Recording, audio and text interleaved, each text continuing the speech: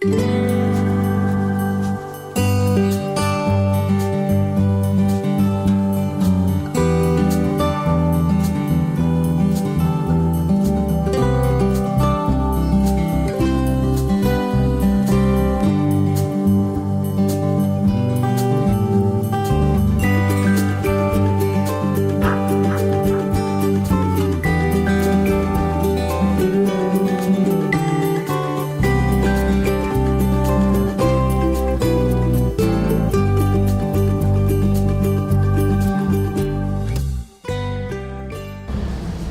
el obispo Michele Torresel de la Iglesia Anglicana del Uruguay. Le doy la bienvenida a la sede de la iglesia, aquí en lo que ustedes llaman el templo inglés, que nosotros llamamos la Catedral de la Santísima Trinidad, la otra catedral en la ciudad. La historia es algo que encanta a muchas personas porque siempre se descubren más raíces de nosotros mismos, de nuestros antepasados. Entonces les doy la bienvenida a ustedes que han venido a escuchar las charlas, las presentaciones esta tarde, esta noche, y con gratitud a la doctora Maya Lejavitzer de la Universidad Católica, que está atrás de todo esto. Los presentadores, dos están, el arquitecto Muñoz y el padre Enrique Yarse. El tercero no lo he visto todavía, Ramón Cuadra, pero él aparecerá. Siempre aparece, yo lo conozco también, siempre aparece a último minuto. Espero que tengan una noche, una tarde muy informativa y que les guste mucho. Lamentablemente yo tengo otro compromiso, tengo que ir, entonces les doy la bienvenida y me voy también al mismo tiempo. Bienvenidos. Gracias.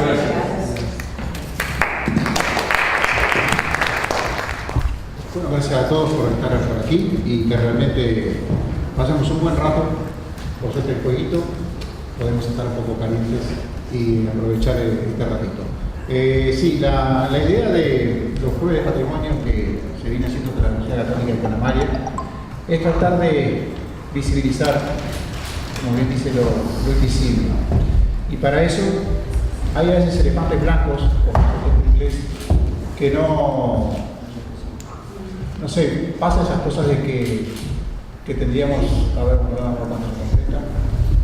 que tendríamos que cuestionarnos. Yo trato de hacer eso, de cuestionar un poco el presente.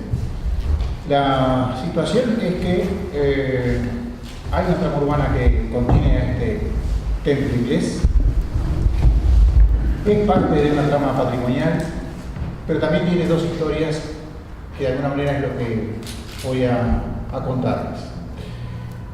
Como introducción, vamos a sacar este cuadrito, yo me hice unas preguntas para entrar al tema. ¿Cómo ingresa el templo inglés en esta propuesta de patrimonio? Una ciudad que tiene una actitud, digamos, de ser puerto de su nacimiento, una ciudad que le llamamos vieja, una ciudad que es actual. ¿Y por qué es parte de ese proceso de patrimonialización? Entonces yo entiendo que hay un territorio en el que estamos todos conviviendo con varias lecturas, varias capas y varios tiempos. Y cada parte aporta esa construcción del colectivo, de lo social, de lo productivo, lo religioso, como en este caso, lo comercial, lo bélico, y esencialmente siempre es lo humano, la presencia humana en todo esto, si no, no tendría, creo yo, más que una cáscara. El templo inglés, la pregunta, ¿ha dejado de ser un lugar referente de esta ciudad? ¿O es que la ciudad lo ha incluido en otra escala o presencia? ¿Siempre fue así? Eso lo vamos a ver. ¿Qué lugar físico ocupa y qué lugar simbólico tiene hoy? Para nosotros, habitantes, que puede ser un cartel que dice lo mismo que llegar en inglés y nada más, o por referentes locales que identifican como un lugar para los visitantes del exterior. O sea, hay muchas formas de que podemos analizarlo desde esta ubicación que estamos aquí cuestionando, de la presencia en la trama urbana y en esa patrimonialización que se propone. Entonces lo que haré es ubicar algunas capas de esa historia y narrando en el tiempo que tenemos cómo esa trama fue armándose y desarmando, para que se comprenda esa presencia y la permanencia del templo inglés en esta idea que estoy planteando. A su vez, del año 75 a 1965, el segundo templo, este lugar, es monumento histórico nacional. Y la pregunta que dejo planteada es ¿de qué sirve eso, no? Porque yo he trabajado aquí, he recorrido las partes más difíciles que subirse al techo para unas tormentas que han destrozado justamente una parte de la cubierta. Y realmente todo monumento histórico nacional tiene una contrapartida del gobierno de mantenimiento y nunca aparece. O sea, hay que ver esas cosas hasta qué punto nos van a servir. Y para comenzar, bueno, ubicarnos en el territorio, un territorio ocupado por un proceso de tiempo que empieza en 1724, con todas las idas y vueltas de Zavala, hasta conformarse una ciudad que tiene como punto principal en nuestra cercanía el Cubo del Sur. La vista clásica de esta toma aérea hace que visualicemos dónde estamos ubicados, pero entender también esa capa de tiempo en donde nos vamos a meter.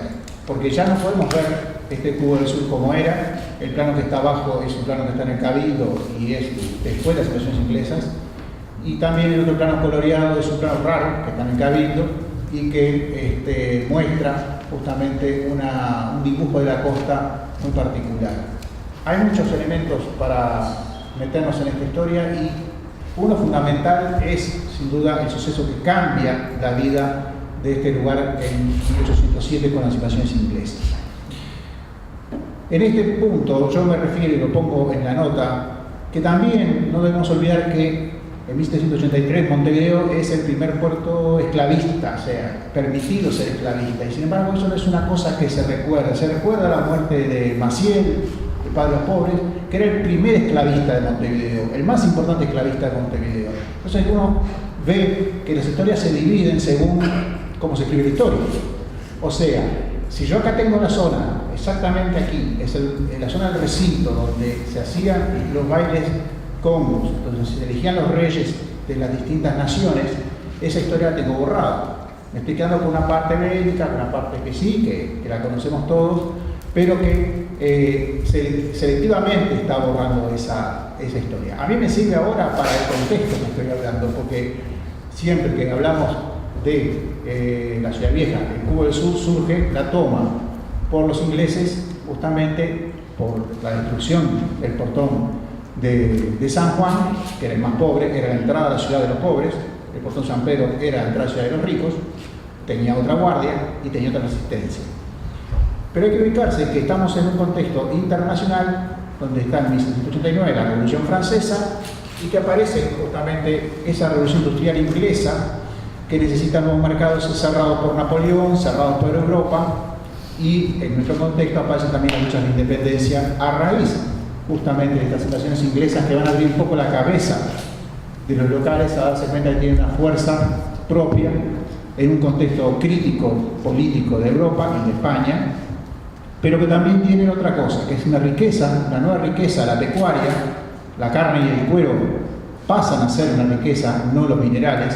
O sea, no tenemos minerales en la escala que tienen otros lugares, sino que tenemos una riqueza que es la alimentación o los cueros.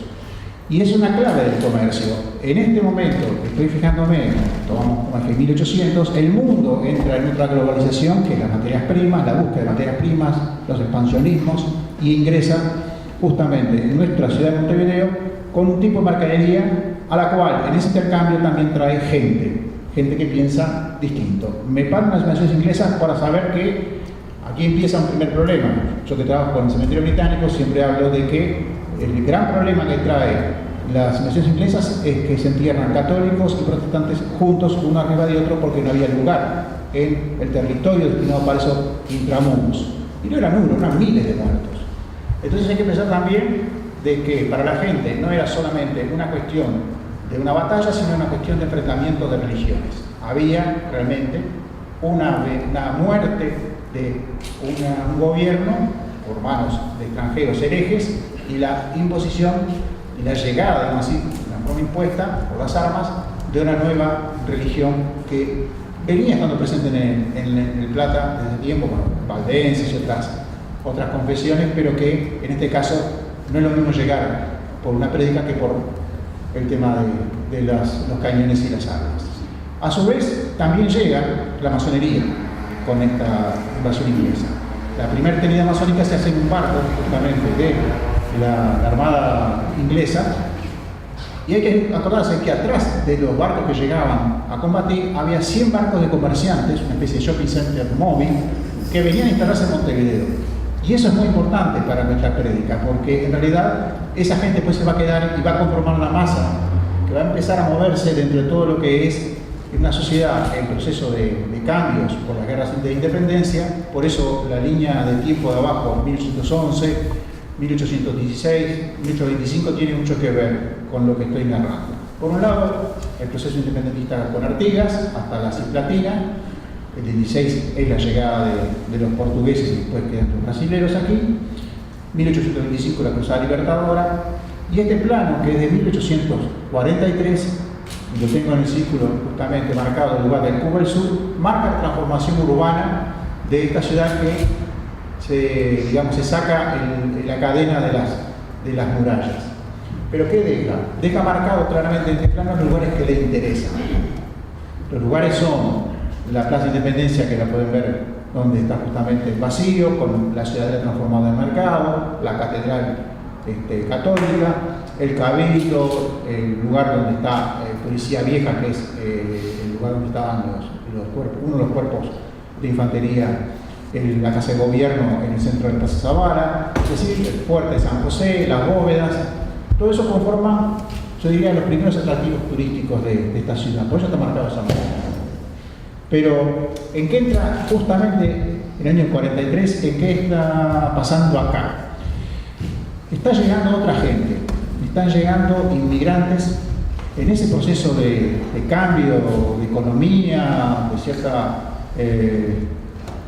apoyo de la corte de Portugal, y luego cuando se muda el emperador a Brasil, a una libertad económica diferente. Empiezan a llegar extranjeros de Holanda, de Inglaterra, de Alemania, de Francia, que empiezan a cambiar el comercio local. Buscan las materias primas para sus países de origen, pero traen sus formas de pensar, de actuar, de casarse, que no hace poco el tema social, y a su vez sus religiones. Pero esas religiones no tenían dónde desarrollarse. En 1844, que está en azul, es cuando aparece justamente el templo inglés sobre el Cubo del Sur. Este plano para mí es muy significativo porque es como el folleto de publicidad y turismo que tenía en ese momento la ciudad de Montevideo en 1858. Fíjense que la ciudad no se ha expandido tanto, o sea que el plano de la ciudad vieja en sí sigue siendo el mismo que mostré anteriormente, pero el caserío que constituye lo que llamamos el ejido, la conformación donde está el cementerio central abajo, el cementerio inglés está en la ubicación donde está la intendencia hoy, y después no pasa mucho más. Sin embargo, es interesante ver cómo los atractivos que acá dice Montevideo, sus monumentos, bajo la catedral está el templo inglés. O sea que sí constituía un elemento para ser tenido en cuenta en esas visitas como un lugar más de los atractivos de esta ciudad. Está la aduana, está la catedral, abajo el templo inglés, y en su constitución, digamos, como templo ubicado sobre el Cubo del Sur, para después estar, bueno, distintos mercados, el Solís. O sea, se dan cuenta que en qué grado de importancia estaba colocado, en qué plano de igualdad frente a otros elementos del contexto urbano. O sea que era reconocido dentro de esa figura y no era dejado de lado. Para eso hay que ubicarse en un tiempo y una persona. Siempre hay quien pone la primera piedra, en este caso es Samuel Fisher Lafon. Este es el Lafon Hall, justamente dedicado a él, que no era cualquier persona en realidad. Nace en 1805, viene a la zona primero de Río de Janeiro, buscando los cueros y las carnes para llevar para Liverpool. Viene por una situación familiar, su padre se había casado de nuevo, él con su hermano Alejandro se deciden a venir a buscar suerte, en realidad, a esta zona, con un poco de capital. ¿Qué hace este hombre? Se casa, viene con 24 o 25 años, siempre esas son las dudas del nacimiento, pero al poco tiempo se casa con María Quevedo Alsina. una de las poderosas familias de Buenos Aires, familias patricias, que muestra un poco un esquema, lo simplifico con él, ¿no? Un esquema que es la llegada del extranjero vinculado a las familias patricias. Hay un nuevo poder que se está armando ahí. Un nuevo poder que tiene que ver con esas materias primas que nombraba al principio, que empiezan a ser un interés económico y parte de un proceso preindustrial que se instala en el país.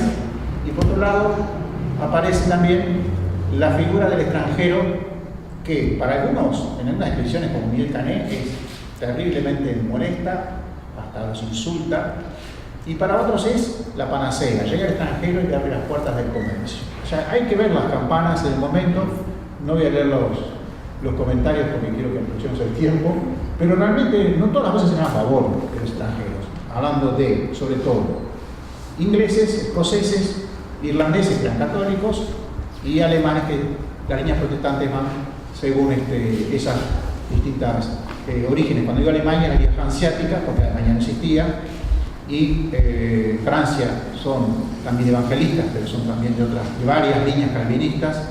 O sea, hay que pensar que toda esa masa humana que llegaba por el puerto, justamente, en lugar de trasiego cultural y comercial en el puerto, necesitaba esos encuentros que se hacían en casas de ingleses, en casas de franceses, de sus mismas religiones. Samuel Fischer-Lafon rápidamente se fortuna, más allá de que le cuesta bastante caro casarse con la señora María Quevedo y Alsina, le cuesta plata, le cuesta que expulse Rosas de Buenos Aires, a él, a su hermano y a Juan Quevedo, que aprovecha para venirse con su hermana también aquí a Uruguay, en un momento muy complicado, pero como se mueve como pez en el agua y se mueve muy bien, tanto así que empieza a ser un acreedor del gobierno de la defensa, para ubicarnos un poco en un esquema de la Guerra Grande.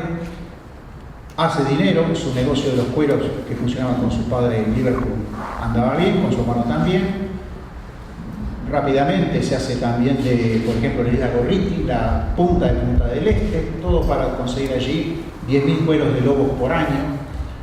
Plantea un cabotaje muy especial, que era hacer una línea de tráfico de mercaderías Río de Janeiro, o sea, Londres, Río de Janeiro, Puerto de Maldonado con la isla Gorriti, y eso va hacia las Malvinas. Las Malvinas va a ser el lugar donde hiciera todo el comercio que pasara por esta zona, dejando de fuera justamente a Buenos Aires, lo llevaría por el Cabo de Hornos hacia Valparaíso y la región del Callao. O sea, dominaría con ese puerto de Maldonado, del cual era el dueño con su hermano, y una compañía que después forma, que es la Falklands Company, y que consigue de la reina Victoria directamente que dé un trozo de tierra en las Malvinas, en las Falklands, que se llama Lafonia, por él, o sea, por su apellido. O sea, ese grado de poder, que tenía realmente un gran poder, y a su vez tenía el crédito del gobierno de la defensa, que le daba mucho dinero en papeles con el que negociaba créditos aparte para hacer distintas posesiones de tierra, de estancias, de minería en la zona de Rivera, o sea, las minas de Corrales o las minas de Catamarca, que eran auríferas y de cobre. O sea, no era cualquier persona que se estaba moviendo. En pocos años, a los 40 años, está financiando la obra de este templo inglés primero, que se ubica sobre el Cubo del Sur, con la imagen clásica que tenemos abajo a color en la acuarela.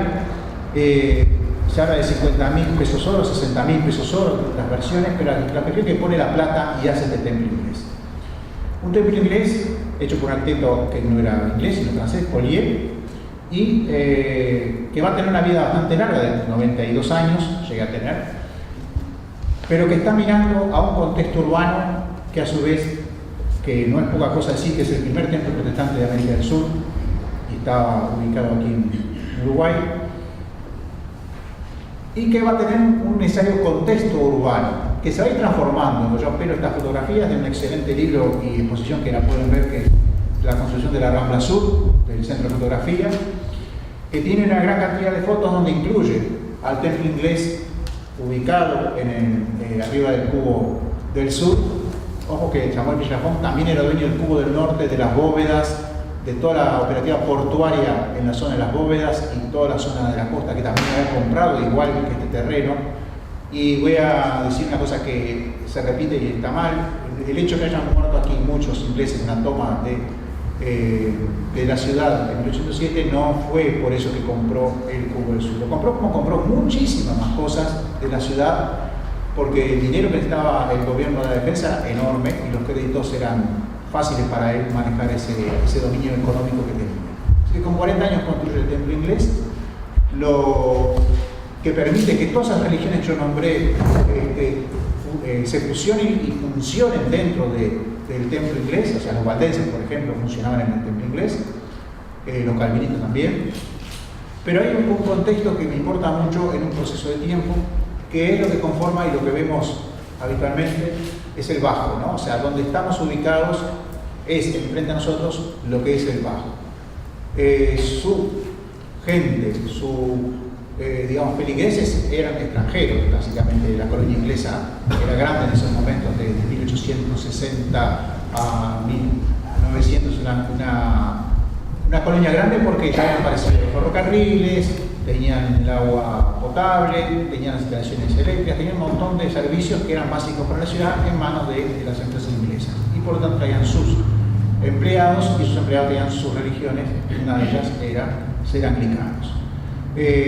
Hay un detalle en la foto que parece que fuera fuera de tiempo, pero no es así. Me interesaba mucho esa foto con Willington Drake en el templo inglés, aunque del año 45 esa foto. Me interesa porque siempre el templo inglés fue territorio británico, era como una embajada.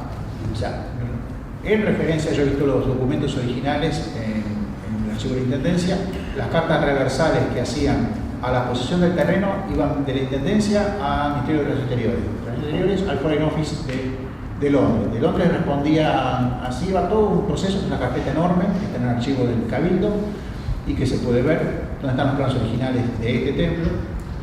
Y hay un momento de que en la Facultad de Arquitectura, cuando se viene la posibilidad de que haya una renovación, porque empieza la modernidad a ser parte de una forma de pensar la ciudad de nuevo, se releva y se publica el relevamiento en la revista de la Facultad de Arquitectura, que por allí ya se tienen los planos, y que había preocupación en ese momento por lo que podía pasar con el templo inglés, y los estudiantes venían a relevar y a hacer justamente un muy buen registro de lo que era en ese momento el primer templo inglés.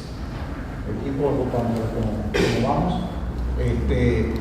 Pero hay que manejarse también en que hay un eje de cambio de mentalidad, 1900, sería 1904, 1930 y la llegada de la nueva mentalidad de la Rambla.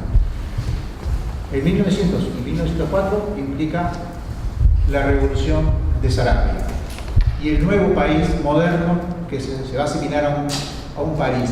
Pero en ese bajo de Sur Palermo, que no llegaba como hoy hasta el Parque Rodósilo que tenían elegido, es donde se empieza a armar otra amalgama social, que es la que conforma el candombe y el canto. A pocas cuadras de acá es donde la comparsita se hace, donde ya no existe más el edificio de la FEU, y estamos hablando de que hay un germen complicado que es justamente ese bajo, que aparece como lugar de prostitución, lugar de consumo de alcohol, o sea, todo lo que era negativo para una sociedad que quería cambiar estaba frente al templo inglés y frente a pasos de ese Teatro Solís, a pasos del lugar de gobierno, a pasos de la Catedral de Sarandí.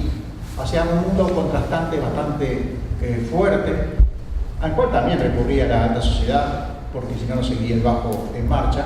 Venían los militares, hay decenas de crónicas sin nombres por el hachero, ¿no? El famoso cronista que César Pupo justamente se dedica todo un libro a lo que era el bajo, o Víctor Soliño cuando cuenta cómo eran los troops y cómo eran también el baile de tango entre hombres primero para hacer después con largo tiempo después entre hombre y mujer. Pero quiere decir que todo ese contexto implica una trama social en la que tenemos que entenderla como parte del proceso original que venía hablando.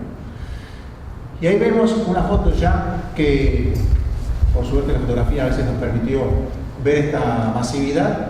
Por un lado, la expansión hacia Rambla Sur, la ciudad en 1929, es la foto del 30 aproximadamente, Vemos el templo inglés abajo, me importa más bien el contexto, ¿no? El puerto como visión de la vida diaria de la ciudad vieja, era realmente, en esos años, siguió siendo dominante la actividad portuaria de todo lo que pasa en la ciudad vieja, los bancos, las casas digamos, armadoras, las grandes empresas navieras, todo estaba en la ciudad vieja.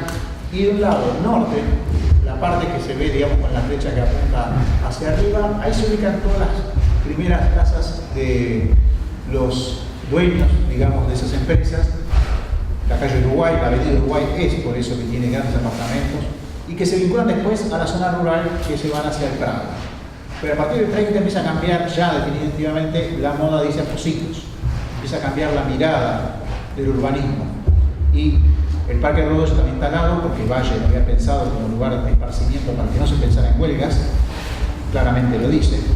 Como el fútbol también estaba dado por los gerentes de las compañías inglesas, porque sabían que si había más fútbol había menos sindicatos. No está escrito, digo, lo pueden buscar en muchas publicaciones. El fútbol servía también como ese elemento, digamos, para controlar la clase obrera que estaban haciendo, que venían haciendo en una tras otra de estos crecimientos urbanos y la aparición de una nueva economía. 1904, con la Revolución de Saravia, cambia el país radicalmente hacia el modernismo y también avanza otro concepto que es esa idea parisina del Uruguay, las grandes avenidas, el concurso del año 30, las grandes avenidas viene marcando lentamente y se cambia la modernidad y avanza hacia otra riqueza, esa riqueza de la playa, la riqueza del lugar de irse a vivir a Positos, dejar el Prado muere realmente lentamente. En el 30 circula el primer ómnibus en Montevideo y justamente es como el cambio radical en la movilidad urbana. El ómnibus permite otro tipo de tiempo y relación que el tranvía. En cuanto uno corría, se subía tranvía, se bajaba lentamente, todo el tiempo era mucho más lento, empieza la rapidez a estar presente. En todo esto está el templo inglés. Está en un momento clave cuando ese barrio, 1934, el barrio bajo, la parte que cantan, viejo barrio que te vas, te doy un último adiós, ya no te veré más, empieza con la demolición, y por suerte está filmada, del templo inglés, como un sello de que algo tiene que desaparecer. El bajo, que es lo que vemos ahora desde adentro del templo inglés, las casas, una foto publicada en un diario, un resumen del país, en los años 70, publiqué esa foto que no la encontré en otro lado, sobre lo que era ver desde adentro del templo inglés, el bajo ya entrando a desaparecer. Y desaparece y crea también una nueva urbanidad, donde se instala el templo inglés nuevo, enfrente, con casi su igual fisonomía a lo que era el templo inglés anterior y que tiene una nueva situación urbana que es la aparición de la Rambla como un complejo que va a unificar ese puerto socialmente activo, comercial, con donde vive la gente, que es justamente hacia la zona de Positos. Esa carretera que era para 400 autos, en esas épocas no había más de 400 autos en Montevideo. Sin embargo, teníamos el Campeonato del Mundo, o sea, teníamos un montón de elementos, el estadio, el clínicas. Genera también una nueva presencia de esa urbanidad.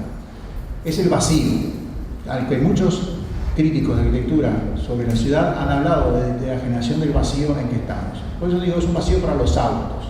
Hoy en día lo que vemos son autos en el lugar. Las huellas están, y las vamos a ver, esas huellas, las capas que vine hablando.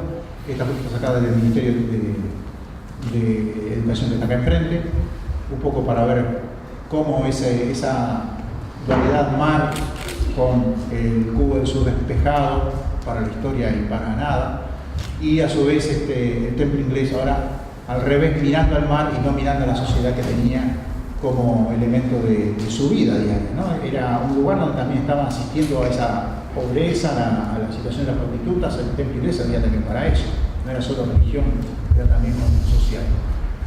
Y más o menos vamos terminando con una idea, o voy terminando con una idea que me interesaba. Una superposición de capas, que es un trabajo que se hace para el libro de Teatro Solís, cuando se inaugura, sobre el estudio de las diferentes capas que fueron conformando esta realidad. Comenta el arquitecto Pietro Ciancone sobre esta zona sur. La superposición de tensiones estructurales que en el proceso de desarrollo urbano confluyen en el sector sur de la franja de encuentro, generan un conflicto que se expresa hoy en términos espaciales a través del vacío, originando un espacio de total discontinuidad entre la ciudad vieja y la nueva, donde coexisten referencias parciales y aisladas de estratos urbanos trascendentes.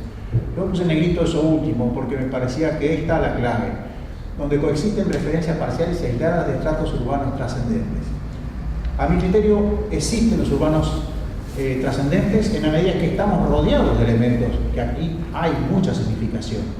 Está AEU, un club que además de ser un club referente en distintos aspectos sociales, es también una arquitectura de valor. En su momento fue un concurso, el Ministerio de Cultura está atrás del Templo Inglés o frente al Templo Inglés, como lo veamos, un gran hotel a su lado, todo lo que significa la Rambla como para los montevideanos es ya un paseo instalado, o sea, es una vinculación mar-tierra muy importante y muy pocas veces dada en otros contextos urbanos. Hoy en día se está transformando, o sea, hay una situación de continua valoración porque se está haciendo el cambio del mercado central al banco que va a venir allí, la misma torre ejecutiva, el puerto de Buquebus, que va a ser otra vez que viene a cumplir una función un poco más fuerte de transformación local. O sea, no hay una capa linealmente definida, hay muchas capas en este contexto. Y en esto el elefante blanco del Templo Inglés siempre estuvo presente, siempre estuvo. Yo me acuerdo cuando la toma de mando, bueno, las elecciones que Mujica gana, que se hace en este hotel, el Templo Inglés estaba enfocado especialmente con luces, con reflectores del ejército. Y digo, ¿qué están haciendo? Están mostrando lo que hay al lado. O sea, además mostraron el Templo Inglés. O sea, hay un referente social, hay una evolución que sigue dándole lugar al Templo Inglés. Y para mí eso es el tema fundamental. Acá las dos fotos de arriba permiten ver esa transformación urbana. La presencia del Templo Inglés en los años 30 y cómo el fondo, que es también contexto, fue cambiando. Pero también el frente que tengo de las fotos que están por delante, tengo la gente que vende tortas fritas en la parada de ómnibus, tengo la huella de las fortificaciones de la muralla en la Plaza España, como decía, tengo el Club AEU, referente sindical y referente también lo que significa la calle Camacuá, una de las que de la trama, el vacío o la línea de la brecha por donde entraron los ejércitos ingleses, la parada de ómnibus, que es importante porque es un flujo constante de gente que mueve, y también la realidad social de la gente durmiendo en la puerta, durmiendo en la plaza, que no deja de ser parte de ese contexto donde están esas capas que a mí me permiten entender que lo que pongo al final, nosotros somos los que estamos cuestionando este presente. Desde este presente estamos leyendo la patrimonialización de la ciudad vieja, y lo que intenté hacer es que esas capas del contexto no es una cosa sola. Por eso puse agua, península, puerto, ciudad, habitante, visitante, turista, indigente. Todos forman parte de lo mismo. Todos forman parte de lo mismo. Hoy, sin embargo, una guía de arquitectura como es la de esta tremenda guía de arquitectura que pesa mucho, no sabe quién fue el arquitecto que hizo este templo. La propia Intendencia lo marca como punto 9 en los recorridos de la Ciudad Vieja, pero no lo pone en el folleto de Ciudad Vieja como lugar a visitar. O sea, también hay una selección ahí de elementos. ¿Por qué si fue tan importante durante tanto tiempo, ahora no está en los lugares a visitar? Tiene muchas cosas hermosas, los vitrales, las placas recordatorias de la Segunda Guerra Mundial, bueno, el altar es impresionante. Todo eso forma un conjunto que creo que para mí que tiene un gran valor de su propio proceso histórico. Estos planos, que son los que están en el Cabildo, a mí me permitieron saber que el ingeniero Alfredo yo era el autor. O sea, mis colegas de la facultad perfectamente que escribían estos libros y varios libros más son los que podían haber hecho el mismo camino que yo. Iba a pedir el archivo y estaba el nombre del autor. Y sin embargo siguen publicando la guía de arquitectura sin autor, sin arquitecto, no saben quién lo hizo. Entonces, para mí, ahí estamos en eso de estar dentro del patrimonio. Estar dentro del patrimonio, estamos nosotros en el patrimonio, haciendo esto, estamos haciendo acá, estamos dándole vida a este patrimonio, y creo que eso es un poco lo fundamental. Hay un libro que es escrito por un descendiente de ingleses, Roberto Ellis, que dice de título ¿Conoce usted Montevideo? Este escrito fue escrito en el 70. Hace poco se lo di al director de Patrimonio de la Intendencia de Montevideo porque no lo conocía. Y es como una guía de la ciudad. El que conoce usted Montevideo es un cuestionamiento. ¿Conocemos Montevideo? ¿Conocemos la ciudad portuaria de Montevideo? ¿Conocemos el templo inglés? ¿Le damos el valor? ¿Venimos a verlo? ¿Venimos a los conciertos? Eso es toda una lectura de nosotros. La lectura que hice al principio de las preguntas, ¿qué importa si es patrimonio? ¿Qué importa si es monumento histórico nacional? ¿No? Es el valor que estamos dando de nosotros. Estos planos están recuadrados en negro, el plano que está allí, porque ya dejó de ser territorio inglés. Y fíjense que ese recuadro que yo hice, esa forma de H, es lo que realmente es patrimonio. El resto de la área verde es de la Intendencia de Montevideo. Y si esto, que es monumento histórico nacional, está protegido con el mayor grado, deja por alguna razón que el padre Salguero y Yarse deja de ser financiable, no funciona más, pasa a ser propiedad de la Intendencia. Pasa a ser propiedad de la Intendencia. Fíjense lo que puede pasar acá, si esto pasa a ser propiedad de la Intendencia. Pero es así de sencillo. Donde caiga una normativa de los derechos que tiene este territorio, que ya no es más inglés, pertenece solamente a la iglesia y a la catedral, en realidad anglicana, deja de ser es un elemento más del paisaje. Sin embargo, deja de ser importante para la comunidad. Y no solo inglesa, para la comunidad, para todos nosotros. No sé, es un poco la forma que entendí que podía yo vincular esta historia del lugar a través de ese pasaje del tiempo y preguntarnos siempre si conocemos verdaderamente la ciudad y este lugar que es el templo inglés. Último, para mañana los invito al Cementerio Británico a la charla que va a ser de Sarao Nocturno, una experiencia que hace la profesora Clarice Ismerio, que viene de Valle, de Brasil, a dar esta charla sobre una actuación histórica, cultural, patrimonial que se hace en el Cementerio de Valle, en el Cementerio Británico, mañana a las 19 horas. Así que mañana a las 19 horas en el Cementerio Británico, de Rivera y allí. Allá hacemos. De nada.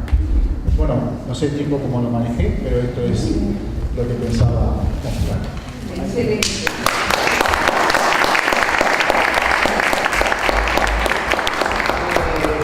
Quiero agradecer en primer lugar a la doctora Amalia, a mis compañeros de mesa, el arquitecto Montemuiño y el profesor Ramón Cuadra, que está allá, y por haber accedido ellos dos a al convite para formar la terna. Así que muchas gracias a ellos. Noto la presencia del padre Juan, bienvenido. El profesor Cuadra ya llegó, así que también está todo asegurado, todo está sobre ruedas, estamos en el mejor de los mundos posibles. Mi parte tiene que ver con la inmigración que entró por el portal de Montevideo entre 1840 y 1900, comenzando con los sucesos de la Guerra Grande y terminando a fines del siglo XIX. Como fuentes, reconozco mi deuda con Rodríguez Villamil, con Luzuriaga, con Castellanos, con Mercedes Terra, con O'Donnell, con Rama, y también mi propia pesquisa, mi propia investigación, usando los registros de bautismos y matrimonios de la catedral. ¿Pasa siesta?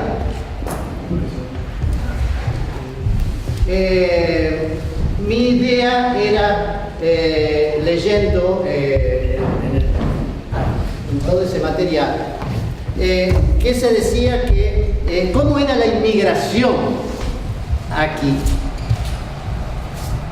y cómo esas personas, entre las cuales estaba Lafone, que la aventura de Lafone acabó preso, lo metieron preso porque el suegro se presentó a Rosa, se presentó al obispo, hizo anular el matrimonio y lo metió preso a Lafone, a la hija y a la esposa. A la hija y la esposa terminaron en un convento, y Lafone en Cana, en Rejato, por mediación diplomática y todo eso salió. Y las dos mujeres, después de un mes de reflexión, ¿verdad?, en el monasterio salieron. Y entonces después de eso la Pona dijo, no quiero saber más de Buenos Aires, no quiero saber nada, me voy de aquí, pero cuanto antes. Y se vino para estas tierras. Ese fue el asunto. Y era un aventurero. Él era el representante de Sociedades Bíblicas de Edimburgo, pero también era ganadero y tenía estancias y tenía los controles en la pesca de las ballenas en las Falklands y trajo, importó pastores para lidiar con ovejas aquí en sus estancias en el interior, y de aquí también los llevó para las Islas Falkland para la criación de ovejas en las Falklands. O sea, aquello era... Y en cuanto al terreno, en realidad el terreno aquí enfrente fue una trueque, perdón, yo tengo a veces los portuguesismos, 22 años en Brasil. Él había comprado sobre el Valle de los Padres, y entonces y estaba un terreno aquí, y él hizo un trueque, porque este era un lugar mejor, de mayor estatus, que aquel del Valle de los Padres. Y entonces vino para aquí. Pero es interesante esas cosas, ¿no? Pero así, y él murió en Buenos Aires, de peste. Y 2 vitrales de la catedral fueron donados por la familia después de su muerte, porque eso es un poco una costumbre. Bueno, en vez de que quede algo de la familia, entonces las personas morían y la familia donaba un vitral. La familia lo pone 2. Entonces, la idea es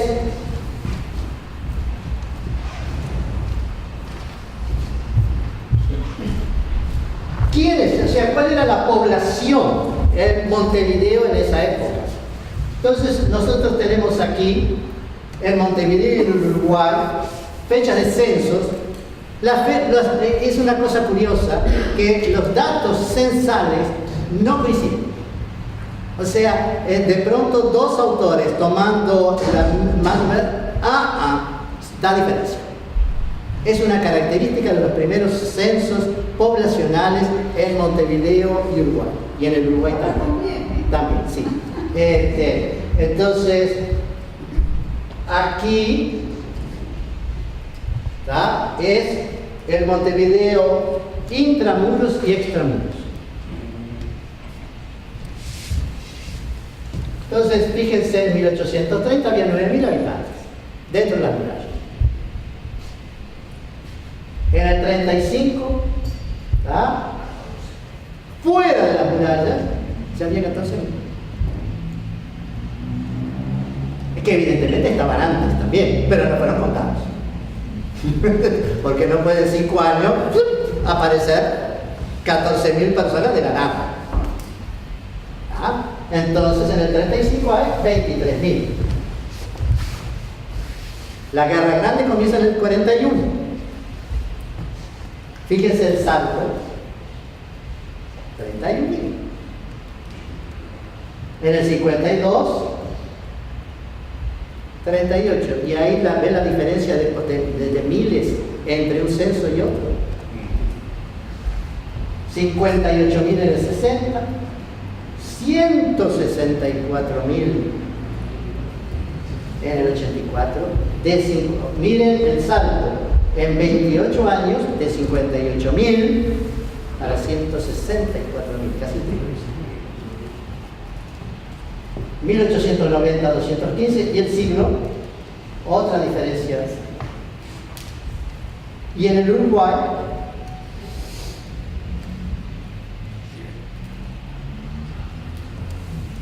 vean la macrocefalía de Montevideo, ¿no? Pero también el crecimiento, miren, 221, 560.000, 711, 930. En 50 años, de 130 a 900. Casi 7 veces. ¿Qué?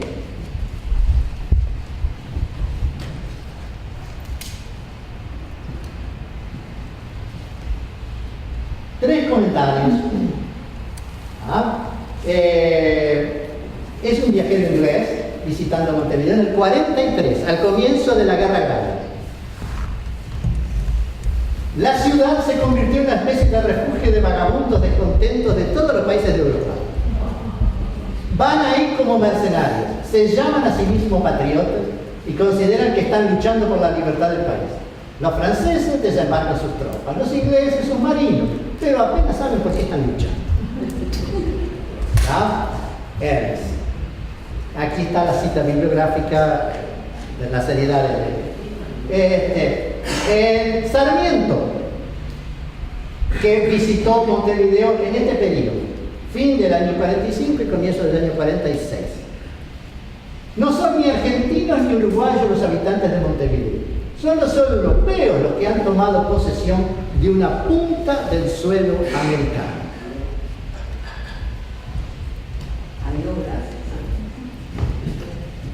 Desde el 36 comenzó. Lo que quiero decir es que todos los inmigrantes que vienen con un bagaje. Sí, vienen con sus, en portugués se dice su atrochinha, o sea, su bolsita, su cosa aquí, su ropita, eso, pero vienen también con sus ilusiones, con sus sueños, con su aventurismo. Vamos a hacernos, como diríamos, vamos a hacer en América. La FONE vino en América. La zona es de Liverpool, ciudad portuaria en Inglaterra. ¿Ah? Y vamos a trabajar, y vamos a ganar dinero. Pero también traían su cultura, sus hábitos, su forma de comer, su forma de... eso y su fe. Y su fe. ¿Ah? Entonces, yo quise ahondar un poquito por ahí. ¿Y qué orígenes tenían? ¿Y qué profesiones tenían? ¿Y cómo van apareciendo a medida que va progresando Montevideo y van llegando las novedades tecnológicas? Correo, telégrafo, gas, todo eso. ¿Cómo eso yo lo podía constatar? Yo lo podía extraer también de los registros de matrimonios y de bautismos. Porque en los registros de matrimonio figura la profesión de los padres, de los novios y de los padres de los novios. ¿Y de dónde venían? ¿De qué ciudades? Y entonces los datos que los historiadores me proporcionan, sí, venía no existía Alemania, ¿no? O sea, o de Austria, o de eso. Eso es cierto. Yo no quise innovar. Yo quise abrir una ventana, una janela, una ventana, y ver si eso que me decían los historiadores de peso tenía un reflejo en un universo minúsculo, un universo pequeño, como era el templo inglés a través de sus registros, cómo eso se reflejaba, cómo ese macrocosmo grande tenía realmente correlación con esto que pasaba aquí. ¿Era representativo, sí o no? Y entonces eso es un poco la base de mi trabajo. Entonces no quise innovar, no quise descubrir la rueda, quise hacer una verificación. Y eso es lo que quiero compartir un poco con ustedes. Entonces, desde 1836 empezó la entrada de colonos canarios, vascos, franceses, españoles e italianos que abren talleres, improvisan industrias, labran la tierra, navegan los ríos, catean la piedra, edifican ciudades, construyen muelles e introducen mercadería. Montevideo, numéricamente hablando, se compone de estas proporciones: un africano, 3 americanos, de los cuales 2,5 argentinos, 11 montevideanos y 15 europeos. Es también otra cita de Sarmiento, escribiendo a un amigo de Fidel López. Era Montevideo en el 43 una ciudad cosmopolita. Al tiempo de ser sitiada, su población era de poco más de 31.000 hombres. De estos, solo 11.000 eran nacionales, de ambos sexos y de todas las ciudades, incluyendo en el número casi una mitad de negros emancipados, criollos unos y africanos los más. Los 20.000 restantes, casi en su totalidad, hombres de armas llevar, eran emigrados argentinos, franceses, españoles, italianos, brasileños, norteamericanos, portugueses, ingleses y de otras nacionalidades de Europa y América. Estos gallegos, asturianos, vascos, de ambas vertientes del Pirineo, nizardos, saboyanos y genoveses, se habían trasplantado desde sus valles y montañas natales a las costas del Plata, en forma definitiva, trayendo a sus mujeres, niños y mayores. Aportaron sus variados oficios, cumplieron aquellos para los que no había suficiente mano de obra trabajando en los saladeros, la construcción, los fuertes y el transporte. Esto es de Bartolomé Mitre. Entonces,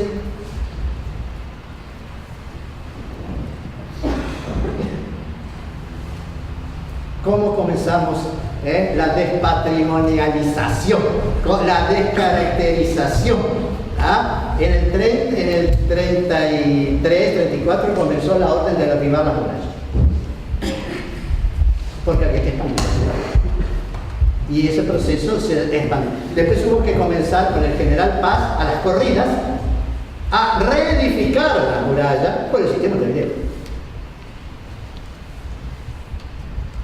El general Paz fue el que se encargó de eso. Y entonces aquí el puerto de Montevideo, como ya avanzado el siglo XIX, pero como ese lugar donde no solamente sale mercadería, no solamente se exporta, más también entra, y entran no solo productos suntuarios, no solamente entra todo lo que Europa podía dar, sino que también entra gente, a rolete. Y con los más variados oficios.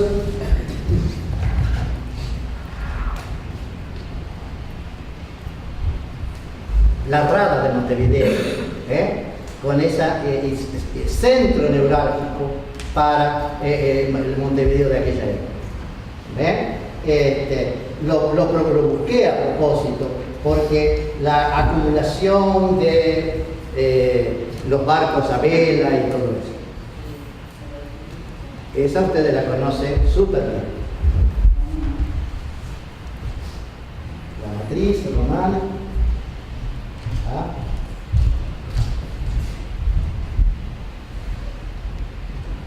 Esto es Buenos Aires, no es Montevideo. También pasó lo mismo.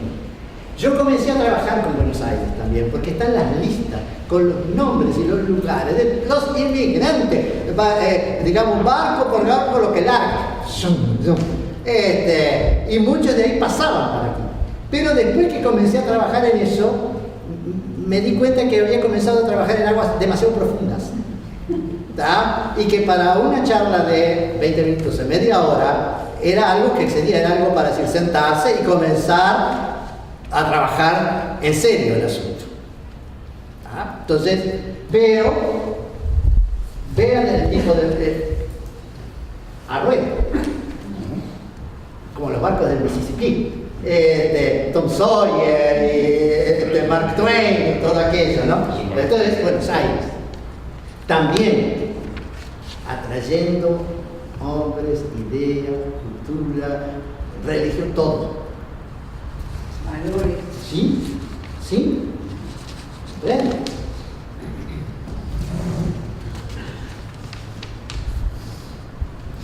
Los llamo disidentes porque era la forma un término que se usaba en la época para los que eran diferentes al nativo en la parte religiosa. Cementerio de disidentes. Entonces, fíjense en el año 52, en Montevideo, sobre el total 38.000 habitantes, 18.000 nacionales y 19.000 extranjeros. Fíjense las proporciones. Inmigrantes 51%, 47, 44, 46. Para 1900 ya estaba disminuyendo, ¿ven? De 51 a 30%. El flujo migratorio estaba bajando.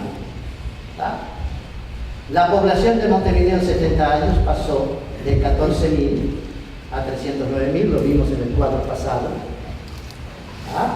Y la del país de 100.000 a 936 o 915.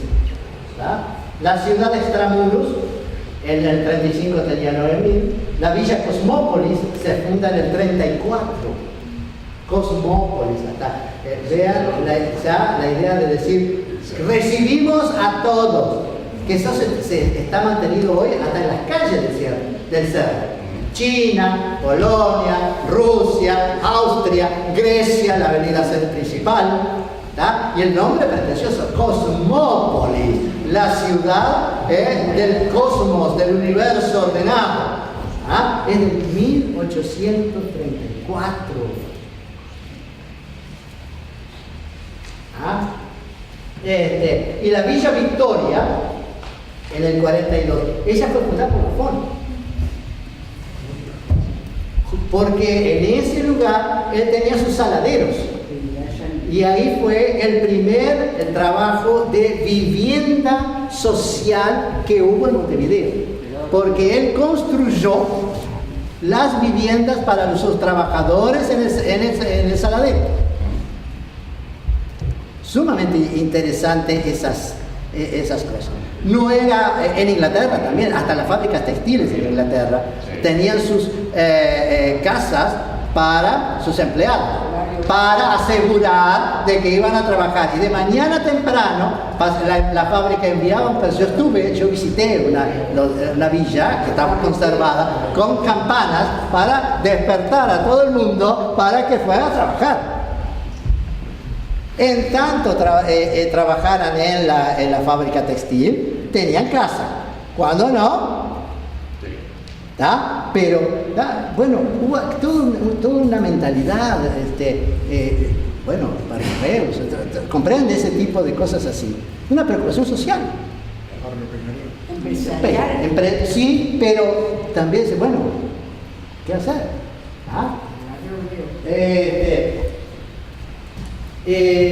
Una precisión.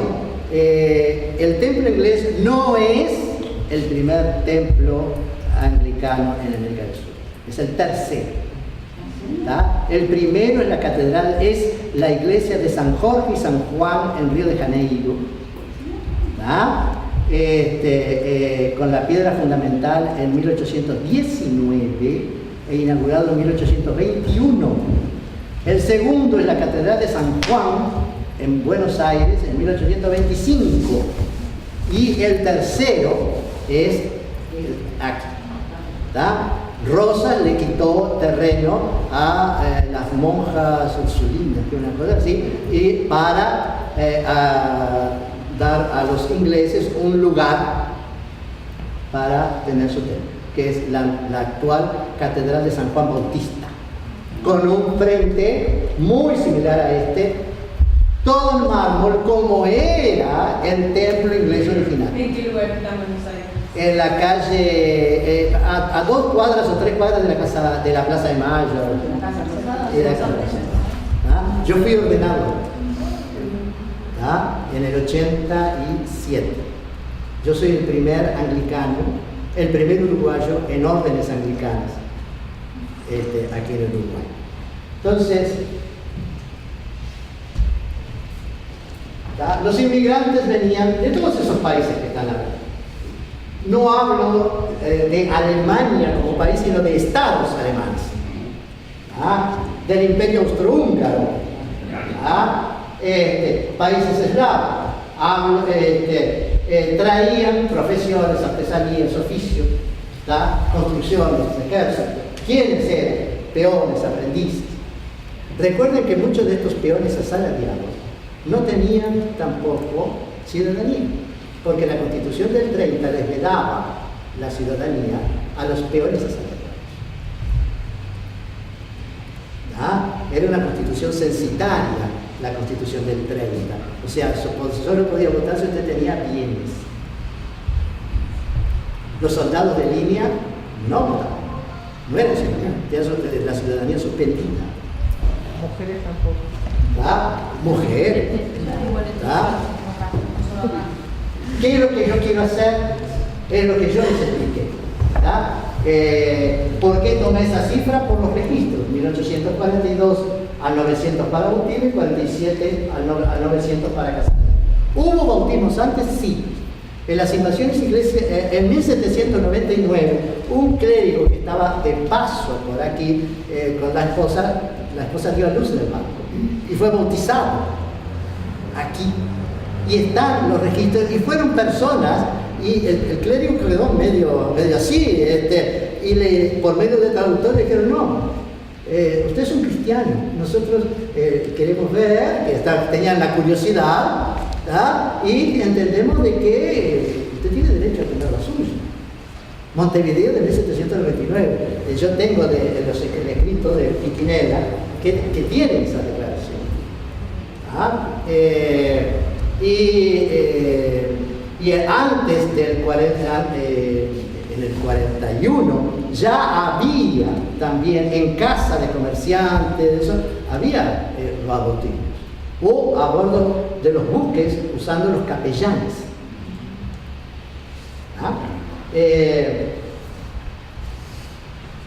Lo que explica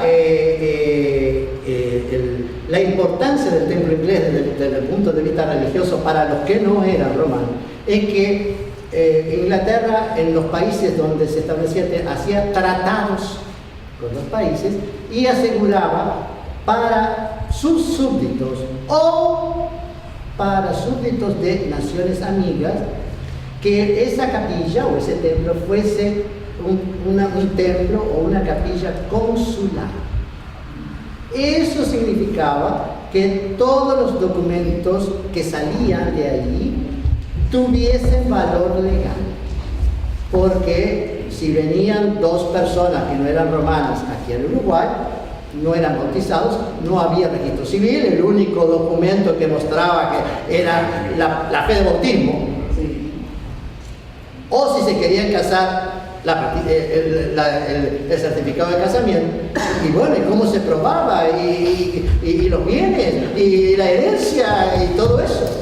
Entonces los documentos que salían, que eran emitidos por los capellanes, esas capellanías consulares, tenían valor legal. Esa es la cosa. Por eso es que en el templo inglés llegaban y usaban el templo inglés todos los que no eran romanos. Como un consulado. Bueno, en los documentos eran consulares. Los que no eran romanos, o aquellos que no eran tampoco cristianos, eran masones. Y no, evidentemente, y no querían casarse en la iglesia romana. Si se sabía, porque era masón. Y si no se sabía, porque ellos decían, no, yo no voy a usar eso. Entonces, aterrizaban aquí. Y a veces algunos nombres me llamaron la atención, porque de una dinastía de juristas, yo encontré dos miembros aquí. Arechaga, Justino Jiménez y Arechaga. Jauregui Berro, etc. Entonces, son esas sorpresas que a veces uno se lleva. Y ustedes tienen ahí sobre aquel banco una fotocopia de los registros del 42 al 900 para bautismos y de 47 al 900 para matrimonio. Hay la copia ahí, lo pueden ojear si quieren. Esta es una foto típica de Vigeland, una litografía conocida, súper conocida, pero es un más, es algo que debe estar, porque si no, nada se toca sin esta litografía antigua. Vean las diferencias, mármol. ¿Tá? Vean las caminatas mucho mejor. Esto después fue todo cercado, tenía rejas aquí, porque el porche, o sea, el pórtico, era también vago, mal entretenido, suciedad y todo eso. ¿Tá? Así que no es de ahora, ya en el siglo XIX hubo que poner rejas. ¿Tá?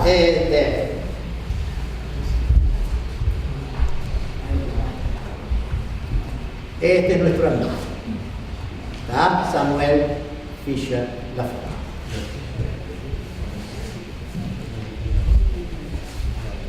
Países de origen de los casados entre el 47 y 71, me pareció que era donde estaba más. Uruguay, Argentina, Dinamarca, Holanda, Brasil, Suiza, Francia, Puerto Rico. Como Puerto Rico hasta el 98 fue posesión española, entonces coloqué España, pero entre paréntesis Puerto Rico. Suecia, Estados Unidos, la Costa del Maine, o sea, puertos, o sea, o lugares, New York, Baltimore, Reino Unido, Reino de Cerdeña, Piamonte, porque Italia no existía. ¿Ah? Estados alemanes, Prusia, Hannover, Hamburgo, puertos. ¿Ah? Hesse, Holstein, Mecklenburgo. Baviera hay un perdido. Baviera es bien interno, o sea, pero Köln, Colonia, puerto. Berlín, sobre el río y salida. Reino Unido y posesiones. 70, incluye un jamaiquino. Inglaterra, Escocia, Gales, Irlanda, las islas del Canal, Jersey, la ciudad, yo tengo el detalle de cada ciudad de dónde salían, porque están en la fe de bautismo. ¿De dónde venían los padres de ese gurí? ¿La ciudad en el 88% ciudades portuarias? Y las tengo, pero no vale la pena comenzar a discriminar ciudad por ciudad porque excede eso. ¿Ah? 163 casamientos en el periodo 47-71, 38 de residentes y 129 de inmigrantes. Entonces, ¿ven? La historia eclesiástica concuerda con los datos del crecimiento. ¿Ah? Es un exponente. Bagajes de creencia. En esta iglesia se atendían las necesidades espirituales de personas de la iglesia de Inglaterra. La palabra anglicano nació a fines del siglo XIX y comienzo del XX. ¿Ah? Nadie decía eso, decía Chacho Fino. Iglesia anglicana. ¿Ah? Y aún hoy, si me internan en un hospital y preguntan a qué iglesia usted pertenece, ahí dice anglicano en Inglaterra. Chacho Fino. Iglesia de Inglaterra. O metodista, o lo que sea. ¿Ah? Presbiterianos, metodistas, valdenses, todos los que huían del norte de Italia, ¿ah? Reformados suizos, o sea, calvinistas, ¿ah? Y calvinistas franceses, descendientes de Huguenots, ¿ah? Cristianos no romanos nominales, hasta clérigos anglicanos, presbiterianos, metodistas, que ni se casaban aquí, o bautizaban los hijos, ¿comprenden? Aquí, o los bautizaban. Y los bagajes de conocimientos y oficios. Recuerden que los inmigrantes van llegando y se encuentran con un país que está incorporando nuevas tecnologías que ya estaban en Europa y que ellos aprovechan lo que aprendieron allá para poder tener aquí una vida mejor. Entonces aquí yo le coloqué que el gas llega al Uruguay en 1852. Telégrafo 55. Comienza el primer intento y definitivo en el 65. Ferrocarril en el 67. Tranvías en el 68. Díquese con el 72. Fotografía hacia 1868 con Fitzpatrick. ¿Ah? Y cómo eso se reflejaba en el crecimiento.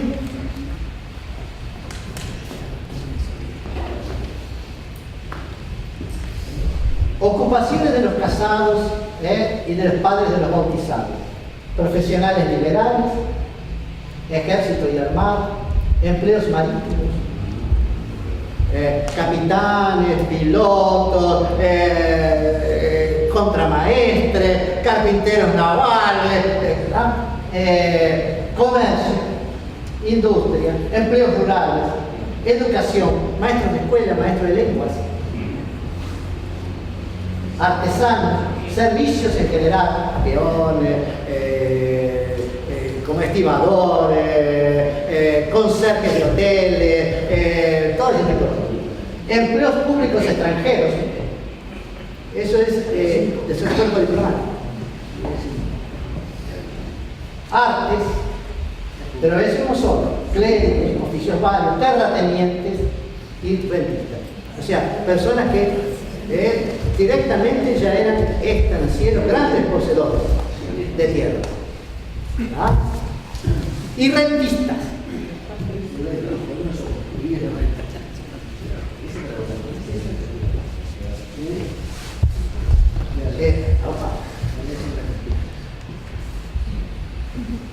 Liberales. Miren el tipo de profesiones.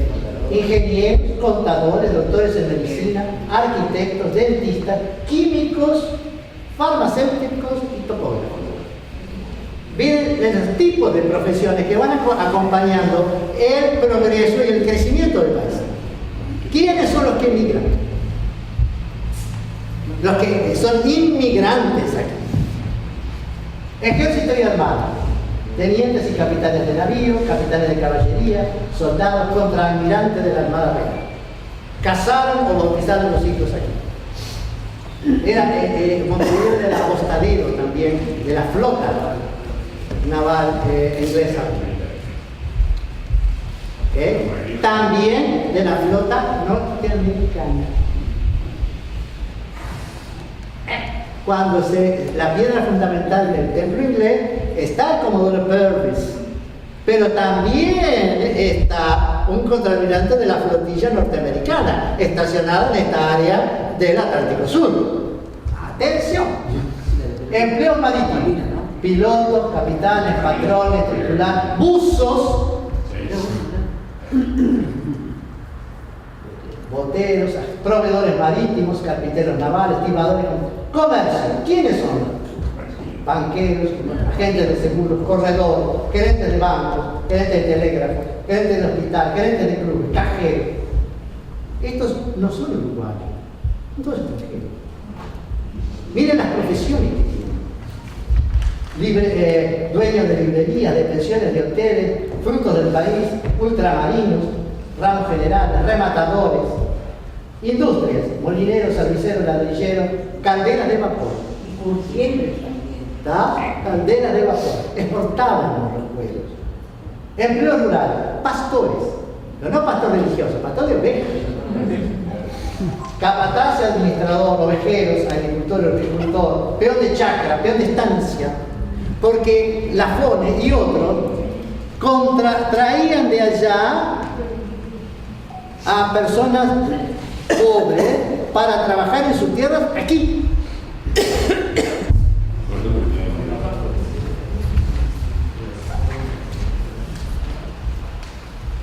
Cuerpo diplomático, Inglaterra y Prusia. Cuando se fundó el templo inglés, se edificó el templo inglés. El pedido fue por los cónsules de Suecia, Prusia e Inglaterra, que estaban ayudando al gobierno de la defensa. Y junto al templo el proyecto y la justificación era que iba a haber también una escuela para niños carentes, que duró unos meses y terminó.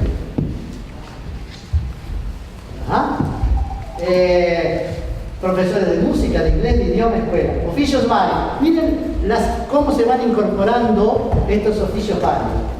Telegrafista, electricista, fotógrafo, herrero, cerrajero, un extraño repostero aquí, periodista, cavador de pozos artesianos, ¿ah?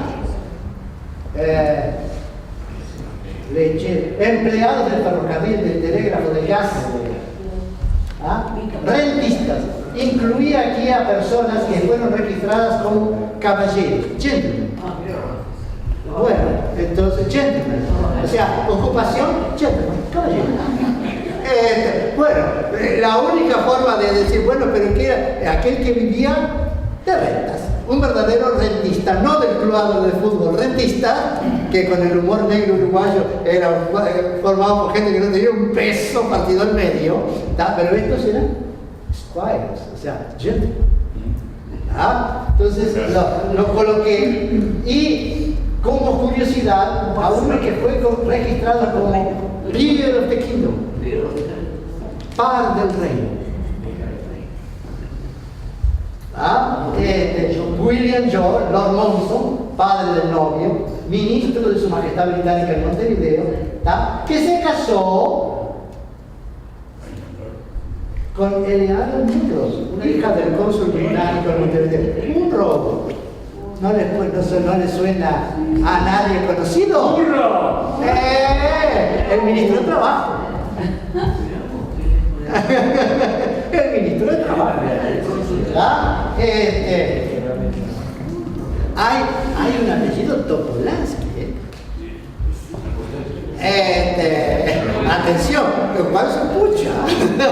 Y una señora Elise Topolansky, hija de un señor ingeniero. Bueno, si eso no es, no sé. Bueno, sigamos adelante. Un breve documental. A ver cómo es esto. Lo que Montenuño hablaba de las edificaciones.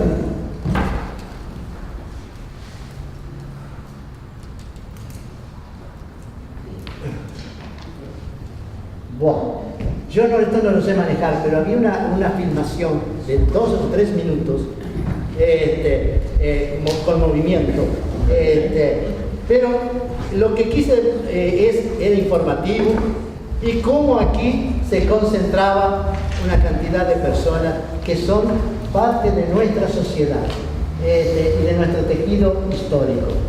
Ustedes reconocen estos apellidos: Hughes, McCall, Jackson, Gowland, Sundfelder, Spangenberg, Planchon, Lowry, fútbol,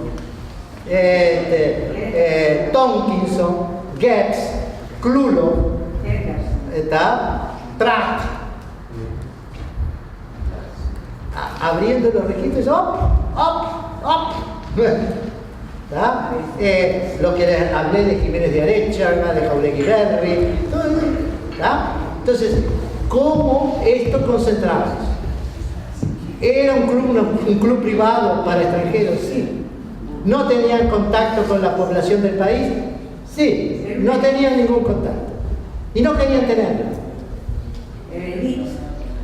No una élite, era una iglesia étnica que atendía necesidades primordialmente de inmigrantes de lengua inglesa.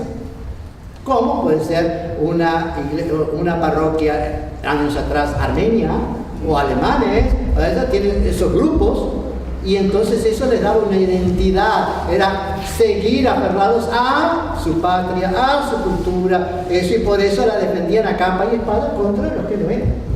Entonces, don Cuadra, ¿puede, por favor? Muy bien.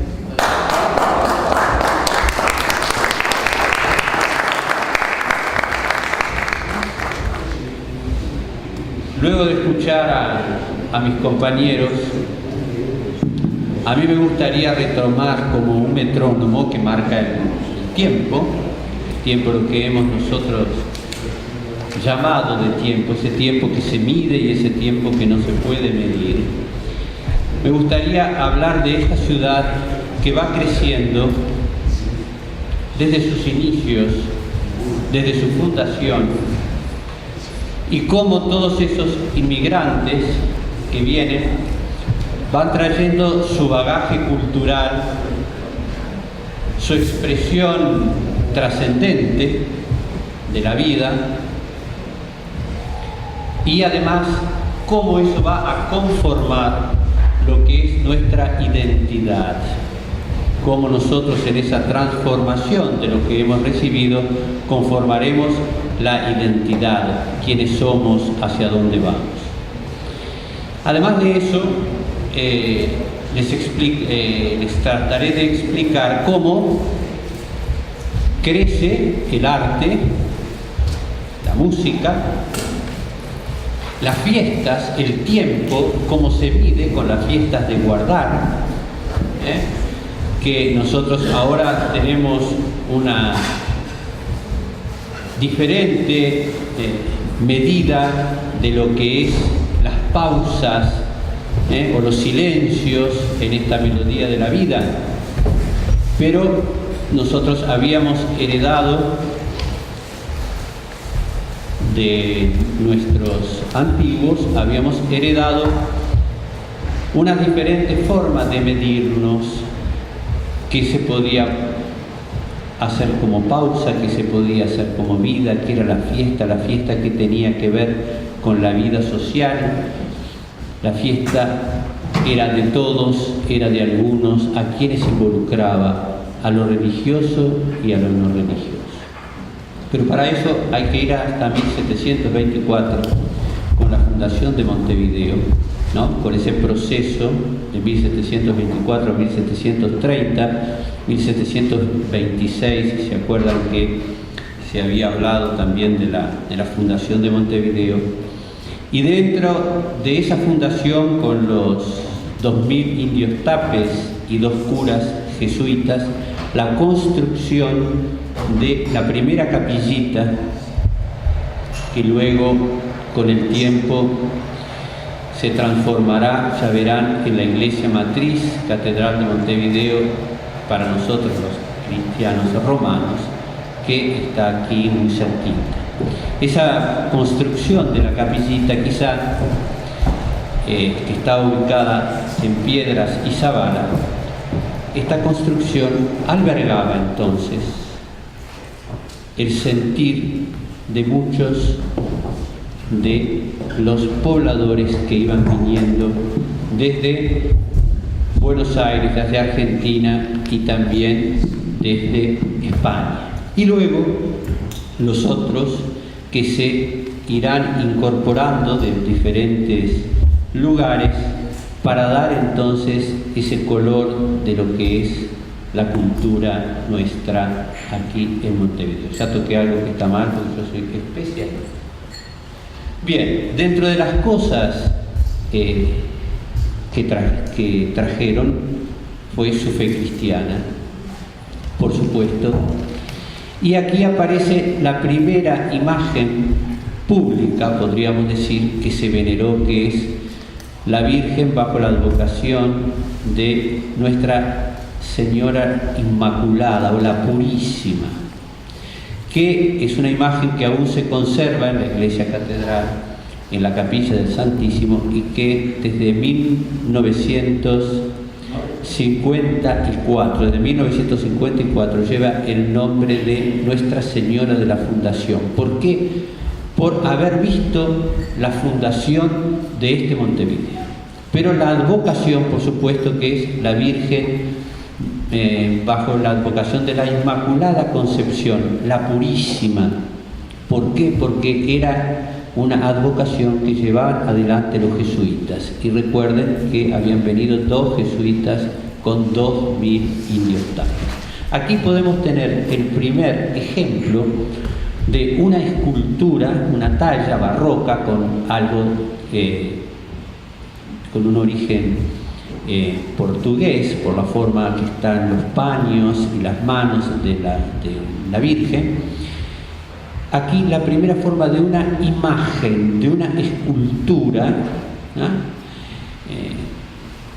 Y recuerden, en el barroco los imagineros, por supuesto, españoles muy importantes, pero de calidad, una imagen de calidad que con el culto nuclea a estas personas, pero que no deja de ser entonces el antecedente de nuestra escultura, porque recuerden que nosotros anteriormente no tenemos nada, porque de los aborígenes no queda nada más que el antropolito de Mercedes y algunos ornitolitos, y el antropolito de Mercedes con toda esa historia que hay, que dice algunos que era muy nuestro y otros que fue algo que pagaron a los indios, una tribu, a nuestras tribus, y por ahí apareció, pero que es de origen brasilero o más alto, o, ¿no? Por ahí. Entonces, es muy poco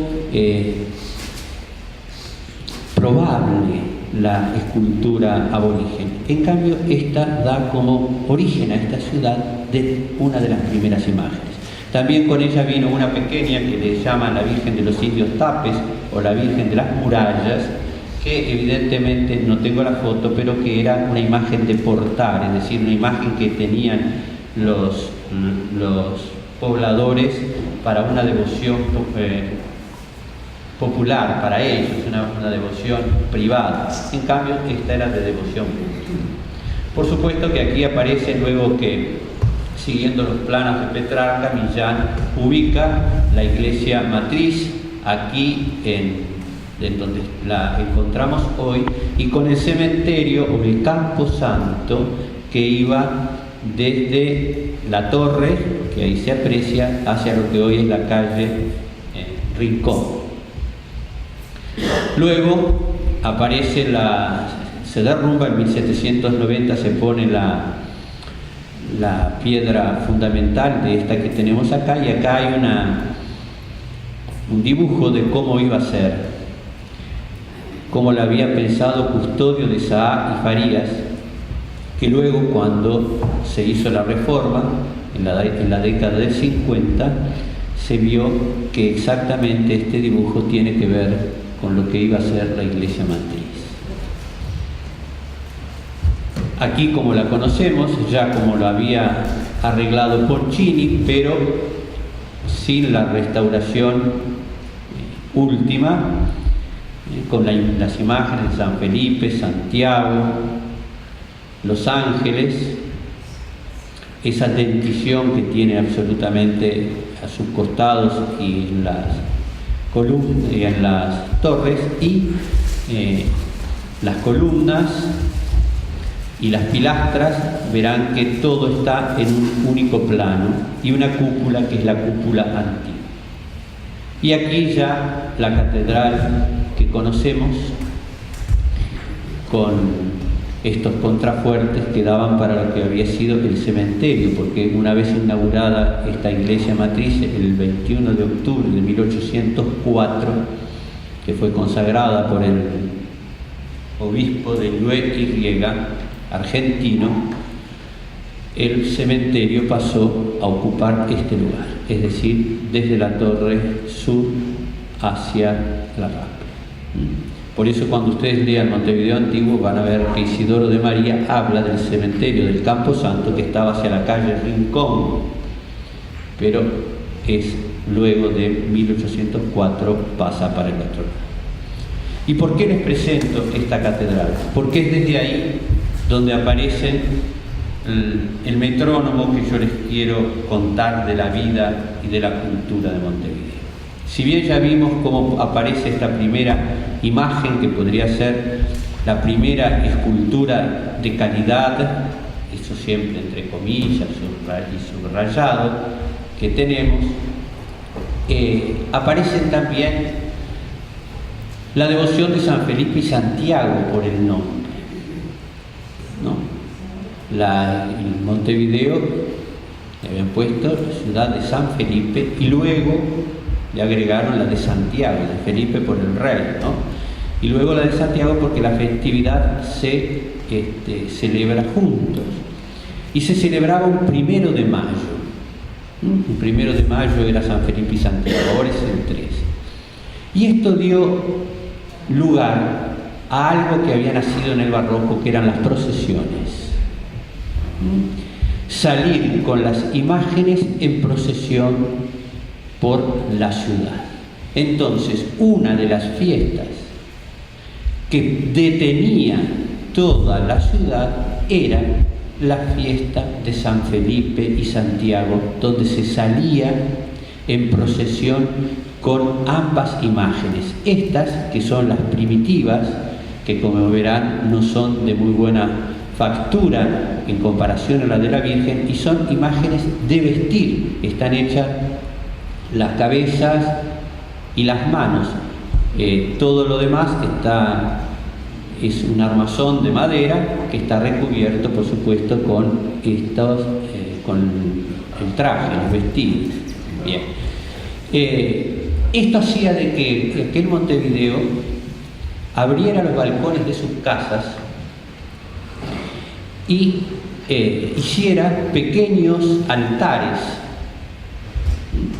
donde pasaba la procesión con estas imágenes, y en cada uno de los altares que habían hecho la gente se detenía, el sacerdote los bendecía y todo el pueblo se involucraba en la preparación de esta fiesta. No era una fiesta solamente de la iglesia, sino era una fiesta del pueblo. Claro, recordemos que la iglesia tenía un gran poder en ese momento, y en lo que tiene que ver con la parte cívica también estaba involucrada. Entonces eso se iba imponiendo y era una de las fiestas de guardar que se tenía, la fiesta de San Felipe y Santiago, que eran los patronos.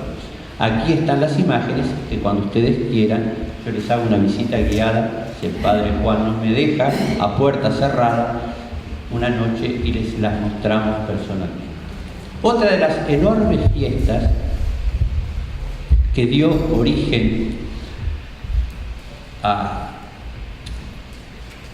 la Archicofradía del Santísimo Sacramento, que es una institución, la institución más antigua de la República, como decía el filólogo Chicalese, la más antigua de la República, porque fue fundada en 1744 para honrar el Santísimo Sacramento. Hoy justamente para nosotros los cristianos católicos romanos es el Corpus Christi, y hoy se hubiese salido en procesión también alrededor de la Plaza Matriz, pero ya con el cabildo atrás. Por supuesto que se hubiesen abierto los balcones, por supuesto que hubiesen salido las damas a estrenar vestidos, trajes. Y esta era la custodia, que también se conserva en la catedral, de 1 metro de alto más o menos, de plata, que sacaban en procesión. Aquí hay una foto muy reciente, ¿no? Es de la década del 50, donde, porque aparece Monseñor Barbieri, que es de Barba, el cardenal Barbieri, ahí. Pero si ustedes ven, está el palio que la cubre, ¿no? Con las varas, como se llevaba antiguamente. El palio, que también tiene un origen en la Edad Media, es como el cielo portátil. Si bien todas las procesiones aparecen en el barroco, es como el cielo portátil de Dios, para nosotros Jesucristo, de Dios, y este cielo portátil que llevan aquí, y además verán qué despliegue es el cielo. Gracias a esta archicofradía del Santísimo Sacramento, cuyo signo es una S y un clavo por esquiavo, ¿no? De la palabra latina, y porque, como dice Lope de Vega en una de sus poemas, se hacían marcar los novios a fuego que uno era esclavo de otro. Esclavo quiere decir perteneciente a. Esclavo no quiere decir aquel que cumple algo forzado, sino solamente está en función este nombre de pertenece a, lo compré y es mío. Entonces nosotros somos esclavos de Dios, es decir, nos ha comprado, por lo tanto participamos de la misma suerte. Se conserva también en la iglesia matriz estos fanales antiguos y también un precioso pendón que mandaran a traer en 1824 de Europa, de los cuales hay 4 hechos en el mundo. Lo supimos hace muy poquito cuando le hicieron la restauración, porque no tiene costura, sino que está todo hecho entrelazado, ¿no? Una forma de entrelazar el tejido. Fue traído, como les dije, por el que fuera después Pío IX, cuando estuvo aquí con la misión Musi en 1824. Pero me gustaría decirles que abriendo una procesión de Corpus, en 1760, 7 de mayo de 1760 está presentada la carta, pero debe haber sido unas semanas después o principios de junio, porque tenemos que ver cómo caía Corpus según había caído Semana Santa, ¿verdad? Se había celebrado la Semana Santa. Pero ahí se abre por primera vez o se baila por primera vez el candombe, abriendo esta procesión de Corpus. Lo registra Lauro Ayestarán. Entonces, desde la iglesia matriz para una procesión de Corpus, abriendo esa procesión de Corpus, apareció por primera vez el candombe. Iban caminando, recuerdan que el candombe que se hacía aquí se sentaban, se tocaba el tambor y se hacían las danzas, pero y la danza circular también, porque tiene que ver con las danzas antiguas. Recuerden que la danza circular es danzar con el cosmos, por eso las danzas antiguas, los judíos, todos danzan circularmente, porque no danzan solamente ellos, sino que danzan al ritmo del cosmos, ¿tá? Y este es el primer candombe caminando que se baila y que lo registra Ayestarán. ¿Y por qué? Porque había allí no solamente los altares que iban formando las distintas colectividades, por ejemplo, los que eran devotos de la Virgen del Carmen, que es una devoción muy de Madrid y que heredó los canarios han heredado mucho, sino también la Virgen de la Merced, que es muy antigua, también tenía su altar. También tenía su altar la Virgencita del Rosario. ¿Por qué? Porque era muy importante el sentido que le daban a la trascendencia, y el Rosario era una de las formas de estar en comunicación con Dios para salvarse. Pero también había un altar donde ahora se encuentra la tumba de Monseñor Soler, entrando a mano izquierda, que estaba dedicada a San Baltasar, es decir, a uno de los Reyes Magos, que le han puesto el nombre de San Baltasar, y que dicen después de la Edad Media, porque hasta la Edad Media todos eran blancos, que era negro. Es decir, aparece ese rey mago negro en el Renacimiento. Entonces allí había una cofradía de negros que lo mantenía, rezaba y que escribían en el libro sus actividades. He de decirles que las actividades de los cofrades de San Baltasar eran o escribían muy pocos o eran muy pocas. En la curia están los libros. En cambio, la cofradía que existía en la iglesia de San Francisco, que era la de San Benito de Palermo, existían pero miles de cartas, cosas que hacían, hay muchos libros y se pueden ver en la iglesia, están ahora en la iglesia de los conventuales, si alguien los quiere revisar, por supuesto. Esas dos cofradías dieron también origen a la llamada, porque se llamaba, si bien había otras formas, pero también se llamaba el día de San Baltasar, el día de San Benito de Palermo, 4 de abril, y salían en procesión. Pero quiero recordar entonces de esta catedral aquella procesión de Corpus, que era otro de los pulsos importantes que tenía este Montevideo, donde apareció, como dice Laura Yestarán, este primer cantor. Aquí están las puertas de 1804 de la catedral, que recuerdan los oficios, como decía el padre allá. ¿Por qué? Porque ha sido tallada por, entre otros, por un gran marmolista que hubo acá, que si bien no pasó a la historia por hacer esculturas, sí pasa a la historia por haber hecho la pila bautismal de Artigas, que es la primera que existía en aquella vieja catedral. No en el ranchito, sino en la que ya estaba ubicada acá.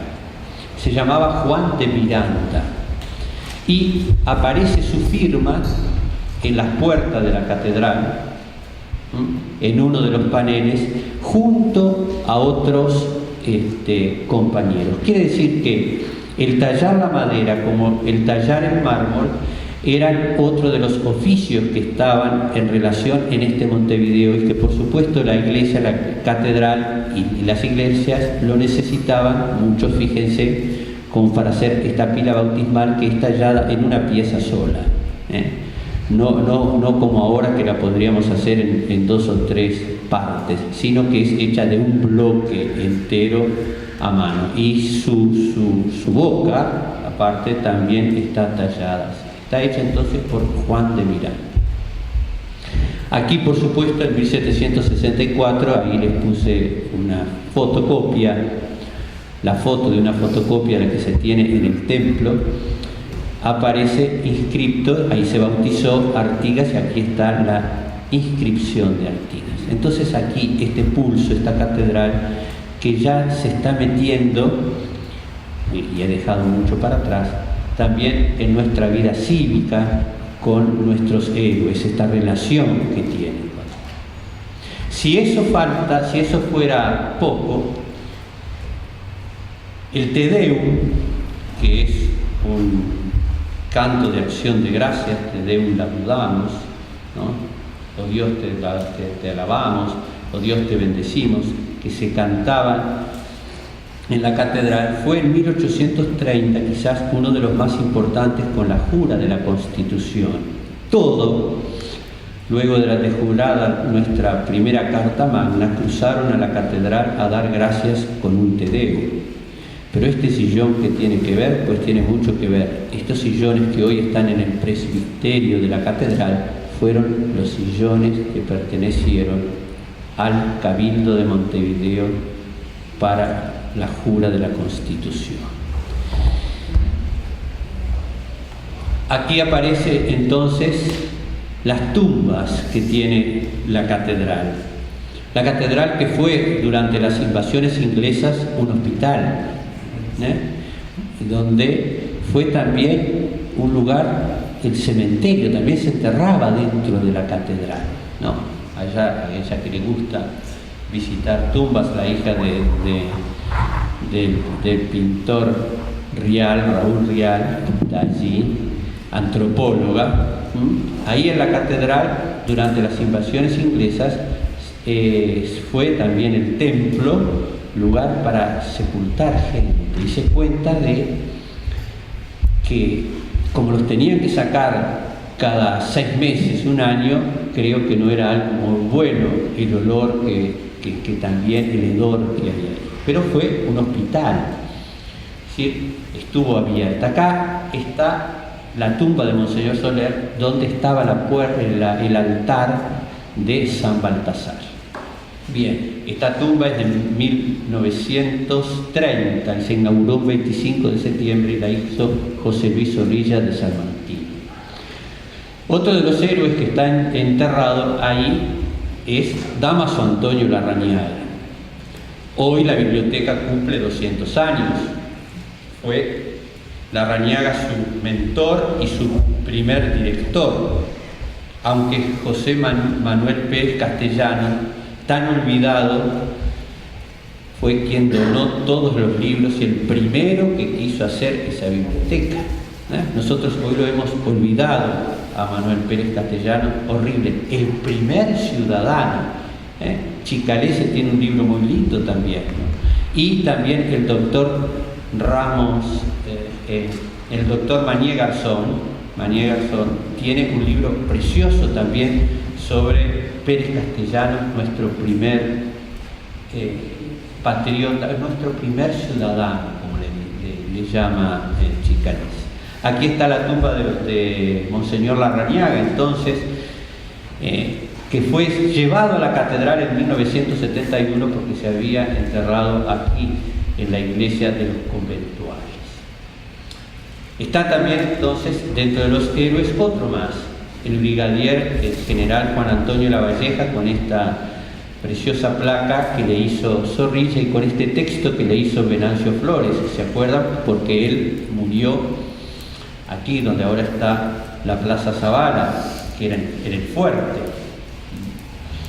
Están también aquellos hombres de la iglesia, como por ejemplo Monseñor Jacinto Vera, con esta escultura inaugurada a finales del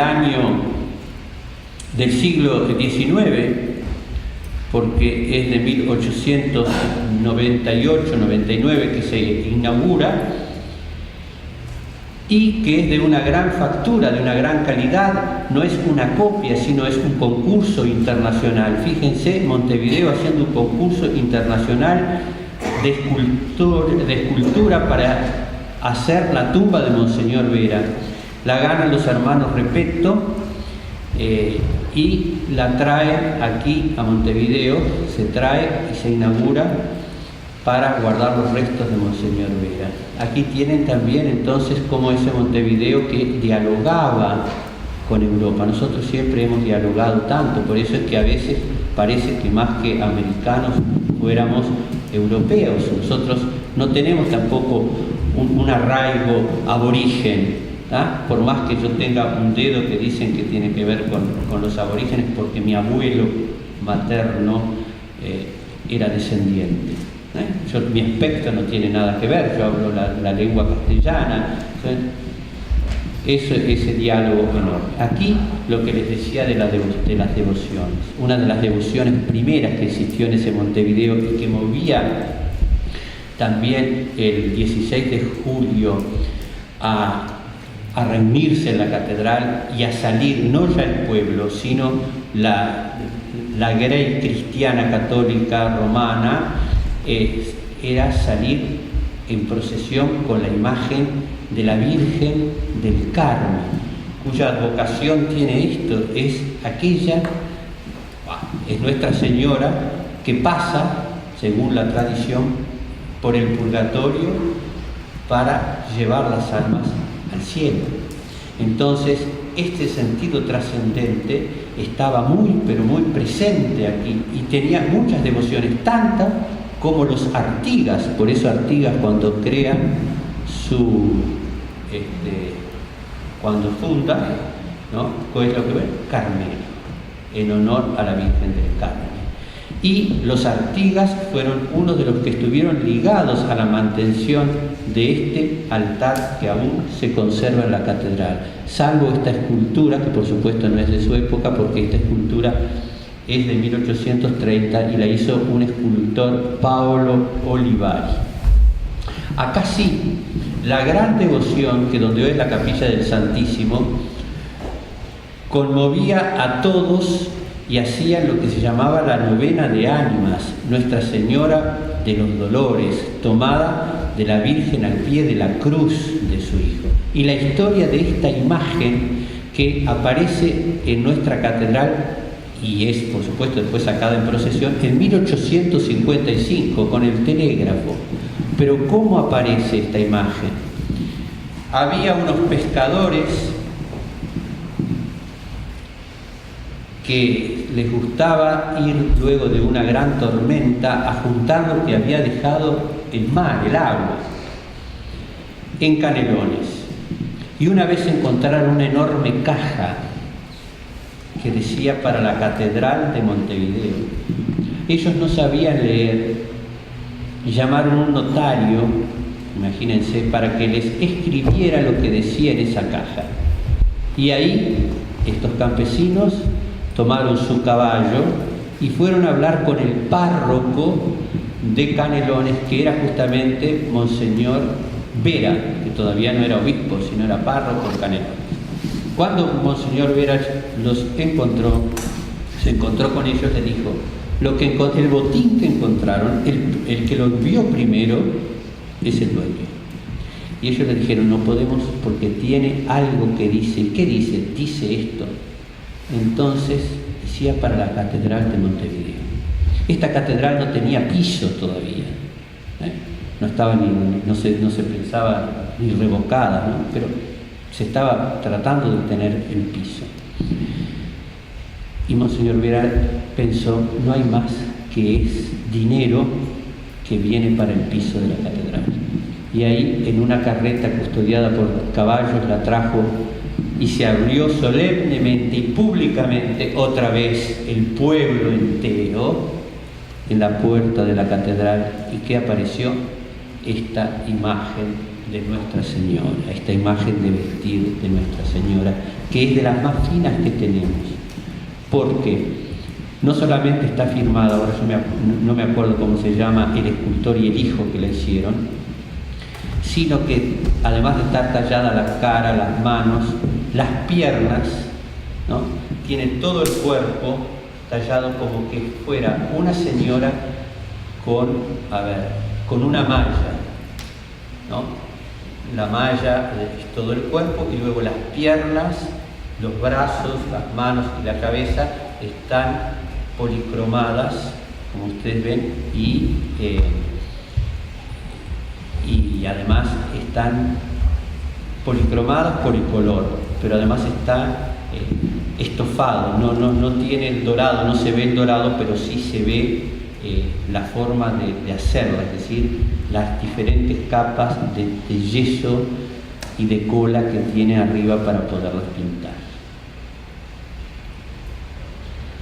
Otra devoción antigua que había es el Santo Cristo, que han dicho, ahora no está expuesto, está en la capilla privada del cardenal, pero que ha dicho la tradición que era de la escuela del Martínez Montañés, que ha venido hasta la catedral.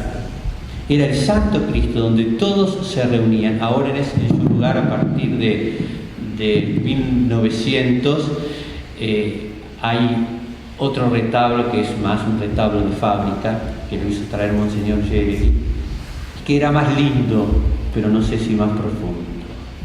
Este es un Cristo de un gran valor artístico, que a alguien se le ocurrió restaurarlo, como verán, y le han puesto un chorro de sangre enorme, ¿no? Cuando abajo de toda esa restauración uno ve el estofado y las partes que están marcadas para ponerle las gotas de sangre, que no eran tantas como las han puesto aquí. Este Cristo suscitaba la devoción de muchas personas y entonces era uno de los altares que más gente tenía. Por supuesto que nuestra iglesia matriz catedral, como está abierta al tiempo, a este metrónomo, y llegando hasta nuestros días vemos que el altar del medio, o sea, el altar mayor, que está en la mitad del templo, pertenece al escultor Izquierdo, Fernando Izquierdo, que se inauguró en 1982 y en 1999 el ambón. Eso es para decir que aún sigue el tiempo, el pulso, la melodía de aquellos cristianos romanos que ya no salimos ni la ciudad muchas veces entra, pero que sí siguen apareciendo artistas como aquel primero de la Virgencita de la Fundación, como el Martínez Montañés con el Cristo, como el Padre y el Hijo con la Virgen de los Dolores, como Pablo Olivari, como José Luis Orrilla de San Martín, como Belloni, que están ahí presentes. Opa. Y aquí el piso de la catedral, que no es el piso original, porque el piso original lo llevó Dieste para la iglesia de Durazno cuando la arreglaron, de San Pedro. Este es el piso también que hicieron cambiarlo Jerry en 1900, pero verán aquí algo, una baldosa mal puesta. No, que no es una baldosa mal puesta para nada, que tiene su significado. Arquitectónicamente, para romper esa monotonía. Ninguna obra puede ser perfecta, y menos cuando es una obra religiosa. O sea, todas las obras, los artistas las dejamos, pero no las terminamos. Eso, arquitectónicamente hablando, hace que este ritmo, en la melodía de este piso, esta baldosa puesta así viene a ser un silencio, la pausa que se escucha. ¿Y por qué? Como les dije, para romper lo monótono. Pero luego también tiene algo más. Así como Dios es el único perfecto y esa es la casa de Dios, nosotros somos las piedras del templo vivo. ¿Tá? El templo no es sino la construcción material, no tiene razón si no hay una construcción interior, lo sostiene que el templo vivo, las piedras vivas que somos nosotros. Y ese templo que somos nosotros, esas piedras vivas, tenemos defectos. Y Dios nos acepta con nuestros defectos y nos incorpora para ser parte de su templo. Entonces, este templo, he puesto esta última diapositiva para explicar una cosa más. Si bien les hablé de las fiestas, de cómo era, de las imágenes, del tiempo que ha transcurrido, la catedral también tiene leyendas. Porque ha incorporado la historia, como por ejemplo la leyenda de Pastorcita Rus. La leyenda dice así: era una niña que fue encontrada su urnita en una de las tribunas de la catedral. Empezaron a preguntar quién es Pastorcita Rus, y miren toda la leyenda que se tejió. No se las voy a contar a todas, sino voy a decir cómo. Unas decían que era una niña aborigen que había sido enterrada allí. Otras decían que por el sitio de Montevideo no habían podido enterrarla. Fíjense que no habían podido enterrarla y estaba el Camposanto al lado, pero no importa. La leyenda tiene eso, no la habían podido enterrar y era hija de un indio, ¿no? Y de una española. Otra de las leyendas dice que era la hija natural de Garibaldi. En realidad, Pastorcita Rus era una niña que había sido bautizada en la que hoy es la parroquia del Cordón, y que sus padres, una vez que murieron, que ella murió muy niña, no tenía ni un año, la llevaron a la catedral y la dejaron en la catedral. Esa es la verdad. Pero la leyenda que la acompañó es esta otra. ¿Por qué? Porque también la catedral tiene el pulso de ese Montevideo. y en la ciudad también aparecen leyendas. Ahora son urbanas y inventan de todo, pero también aparecen estas leyendas que hacen a la vida social y espiritual de los hombres. Muchas gracias.